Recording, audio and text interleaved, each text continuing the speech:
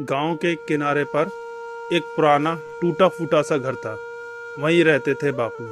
नाम था श्यामलाल। उम्र लगभग 75, लेकिन चेहरा अब भी शांत, आंखों में अनुभव की गहराई। श्यामलाल ने अपनी पूरी जिंदगी मेहनत की। एक खेत, एक छोटा सा घर और एक बेटा, यही उसकी पूंजी थी। बेटा रवि और बहू सीमा अब उसके साथ उसी घर में रहते थे।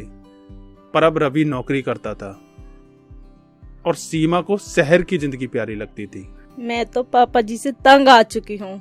पूरा दिन घर में खांसते रहते हैं, कभी बहू पानी लाओ, कभी चाय। मुझे तो नौकरानी बना रखा है।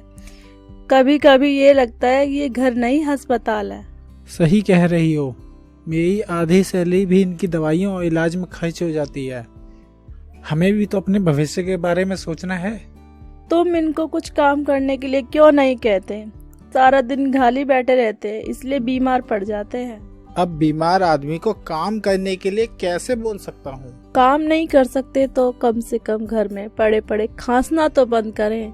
मोहल्ले वाले भी बातें बनाने लगे हैं। एक पिता जो कभी अपने बेटे की उंगली पकड़कर उसे चलना सिखाता है, आज वही पिता अपने बेटे से 2 गोली दवा मांगने में झिझकता है। रवि बेटा, जरा मेरी दवाई ला दे, सीने में जलन है। रात भर ठीक से सांस भी नहीं आई। अभी टाइम नहीं है पापा, ऑफिस के लिए लेट हो रहा हूँ। शाम को लेते हुए आता हूँ। रवि के लिए ऑफिस जरूरी था और बापू की तकलीफ एक डेली रूटीन जैसी लगने लगी थी। पर बापू के लिए ये सुबह शायद आखिरी उम्मीद थी थोड़ा अपनापन पाने की। बेटा, अगर शाम तक रहा ही नहीं तो दवा लाने का क्या फायदा?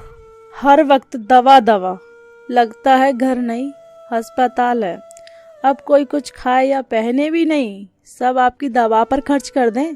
सीमा बहू, बुढ़ापा है बस, दवा और 2 मीठे बोल ही चाहिए अब। पर मीठे बोल अब शायद इस घर में भी कबाड़ हो गए थे, जिनकी कोई कीमत नहीं बची थी। तो फिर सरकारी अस्पताल चले जाओ, वहाँ रहिए, रोज डॉक्टर देख लेंगे। यहाँ तो हम ही बीमार पड़ जाएंगे।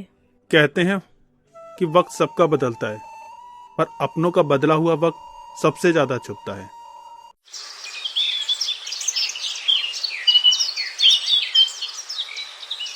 पुराने बर्तन, लोहा, प्लास्टिक, कागज बेच, कबाड़ी वाला आया रे। ए भैया, इधर आओ। कुछ पुराना सामान है, इकट्ठा हो गया है घर में, अब हटाना पड़ेगा। हाँ भैया, क्या क्या सामान बेचना है? अंदर चल, बहुत कुछ है। पुराना पंखा, टूटा बक्सा, कुर्सी और एक बुढ़ा बाप भी है। अब किसी काम का नहीं।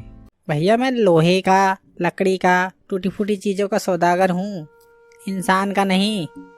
इंसान की कीमत तो ऊपर वाला ही लगाता है। जितने में लेना है ले जा। वैसे भी दवाई दूध का खर्चा बहुत हो गया है, फालतू का बोझ है। ले जाओ ना भैया, अब बुढ़े का बोझ उठाना हमसे नहीं होगा। खुद तो कुछ करता नहीं और रोज अस्पताल का खर्चा अलग। अबे जितना देना है दे दे, पर इसे भी ले जा। मुझे चैन चाहिए, जिंदगी में थोड़ा आराम चाहिए। बाबा जी चलिए यहाँ से, अब आप मेरे साथ रहना, मेरे पिताजी बनकर। बापू की आंखें भर आती हैं। वह उठकर उसके साथ चल पड़ते हैं। बेटा मुंह फेर लेता है। अच्छा हुआ जो आपने अपने बाप को कबाड़ी वाले को बेच दिया। चलो बला टली, अब घर में शांति रहेगी। बापू का स्वास्थ्य अब पहले से बेहतर है। बापू अब बिस्तर पर लेटने की बजाय कुर्सी पर बैठे हैं। पहले से अब थोड़ा स्वस्थ लग रहे हैं। बाबा जी, आज बाजरे की रोटी बनाई है मैंने आपके लिए, पसंद है ना आपको? बेटा, तूने तो गैर होकर भी मेरी इतनी सेवा और इज्जत दी। बेटा, तेरा एहसान कैसे चुका पाऊंगा? मेरे अपने बेटे ने मुझे किसी लायक नहीं समझा। मेरे बचपन से पिताजी नहीं है, भगवान ने उन्हें पास बुला लिया था। मैं हमेशा भगवान को दोष देता था। आज मैं भगवान को यह धन्यवाद देना चाहता हूँ कि मुझे आपके रूप में पिताजी वापस लौटा दिए। अब बापू और कबाड़ी वाला काफी खुश दिख रहे थे। ये लो जी रवि, कोर्ट से नोटिस है। देखो इस नोटिस में क्या लिखा है। पिताजी ने तो पूरा मकान, खेत, बैंक बैलेंस सब कुछ इस रमेश कबाड़ी वाले का नाम कर दिया है। क्या वो कबाड़ी वाला? उस बुढ़े ने सब लिख दिया उसके नाम। चलो बापू को समझाना पड़ेगा।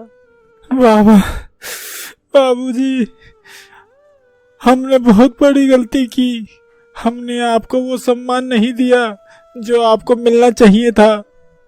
आपने हमें चलना सिखाया और हमने आपको घर से ही निकाल दिया। हम अंधे हो गए थे, लालच और थकान ने हमें पत्थर बना दिया था। बाबूजी, हमें माफ कर दीजिए। हम आपकी सेवा नहीं कर पाए, आपकी बात नहीं समझ पाए। हमें लगा आप एक जिम्मेदारी हैं, पर अब समझ में आया आप तो वो छांव थे जिसके बिना हमारा घर सूना हो गया। बेटा आगे बढ़कर बापू के पांव छूता है। माफी? तुम माफी तब मांगते जब मैंने घर छोड़ा था, तब नहीं जब तुमने मेरा सब कुछ खो दिया। जब मेरी सांसें तुम्हारे लिए बोझ बन गई थी, तब तुम्हारे दिल में मेरे लिए जगह नहीं थी। अब जब जायदाद हाथ से निकल गई तो तुम्हें मेरा प्यार याद आ गया। नहीं पिताजी, मैं सच में आपसे प्यार करता हूँ। मैंने उस इंसान को सब कुछ दिया जिसने मुझे इंसान समझा, और तुमसे सिर्फ वो रिश्ता लिया जो तुमने खुद खत्म कर दिया था। जा बेटा जा, अब माफी नहीं, बस सबक याद रखना। जो माँ बाप को कबाड़ समझते हैं, वक्त उन्हें भी रद्दी बना देता है।